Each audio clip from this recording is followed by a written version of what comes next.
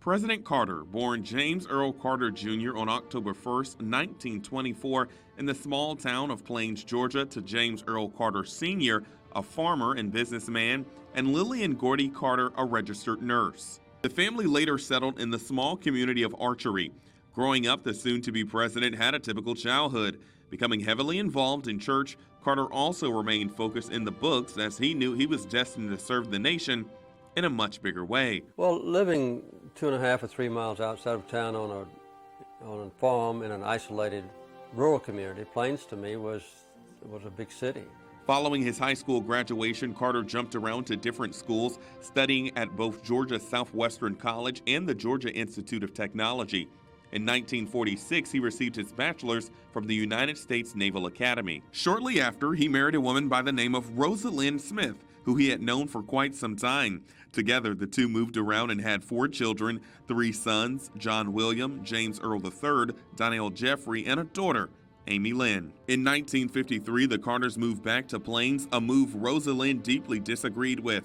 But after his father passed, Carter felt it was his duty to take over the family's peanut farm and tend to his mother. After making Georgia home a second time, Carter quickly became involved in the community, becoming a leader on the Board of Education, Hospital Authority, and Library. Carter, a Southerner, yearned to be different from the typical Southern politician, scoring his first major political role in 1962 after being elected to the Georgia Senate. But Carter's eyes were set on a much bigger prize. At just 46 years old, he became the 76th governor of Georgia in 1971.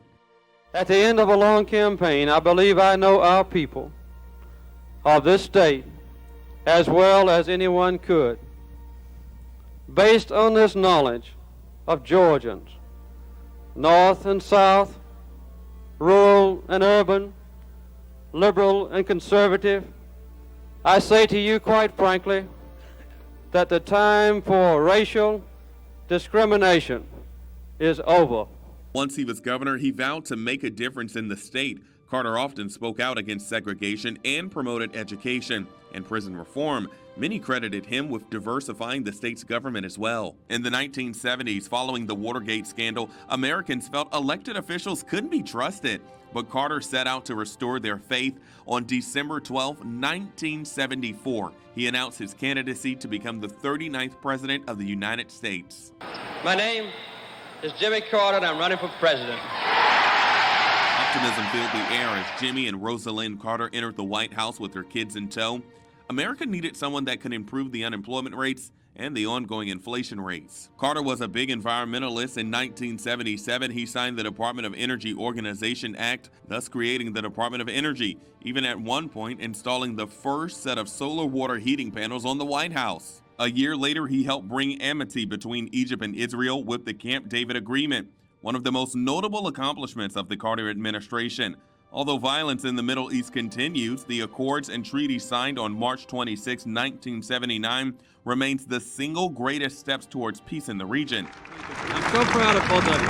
In 1981, during his final days as president, Carter rarely left the Oval Office, overseeing the last details that would free American hostages at the U.S. Embassy in Tehran. Every day, he worked to bring them home safely. We're using every available channel to protect the safety of the hostages and to secure their release. Post-in-office life allowed President Carter to bring a lifelong vision to fruition. In 1982, the nonprofit Carter Center was founded.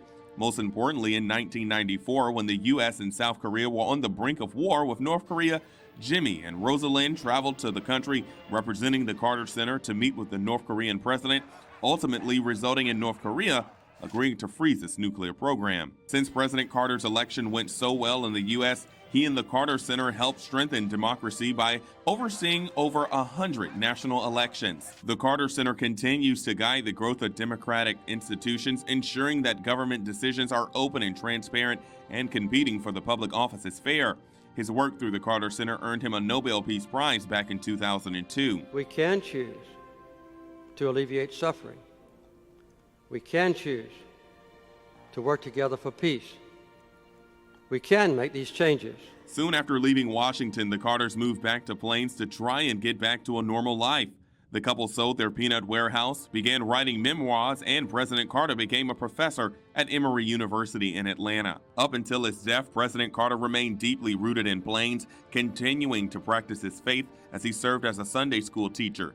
Decades went by, and Carter still managed to volunteer once a week every year for Habitat for Humanity, even at age 95.